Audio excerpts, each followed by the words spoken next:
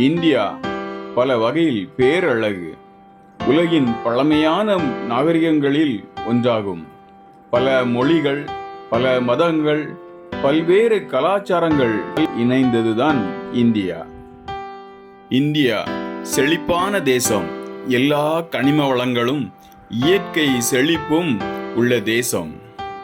மௌரியர், குப்தர், சோழர், சேரன், பாண்டியன், முகலாயர் என பல்வேறு வலிமையான ஆட்சியை கண்ட தேசம். இந்த தேசம் 1947 ஆண்டு சுதந்திரம் அடைந்தது. தற்போது 147 கோடி மக்கள் வாழ்கின்றனர். இது ஒரு மிகப்பெரிய ஜனநாயக நாடாகும். இங்கு சம உரிமை, சமத்துவம், அரசியல் பிரதிநிதியை தேர்ந்தெடுக்கும் உரிமை, மத சுதந்திரம் என சொல்லிக்கொண்டே போகலாம். ஆனால் இதே செழிப்புள்ள தேசத்தில்தான் ஒருவேளை உணவு கூட இல்லாமல் பட்டினி சாவும் நடைபெறுகிறது. சுகாதார பற்றாக்குறையினால் அநேக நோய்கள் ஏற்படுகிறது. நோய்களுக்கு சரியான மருத்துவ வசதிகள் இல்லாததினால் எத்தனையோ மக்கள் மருத்துவ வளாகங்களில் இருந்து தங்களின் சிகிச்சையை பெற்றுக்கொண்டு இருக்கின்றனர்.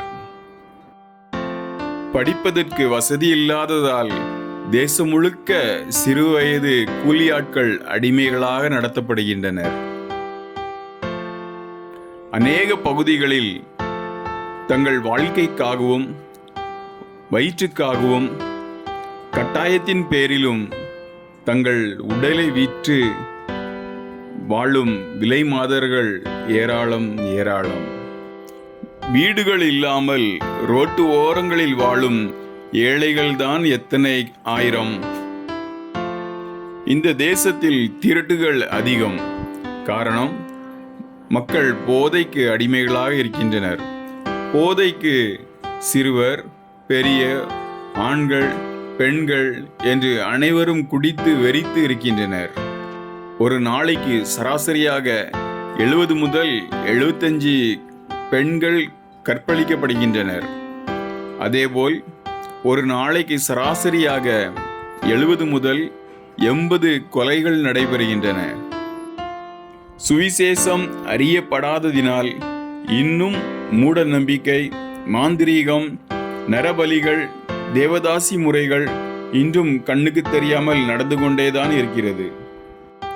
இதற்கு எல்லாம் காரணம் கிறிஸ்தவர்களாகிய நாம் தான்.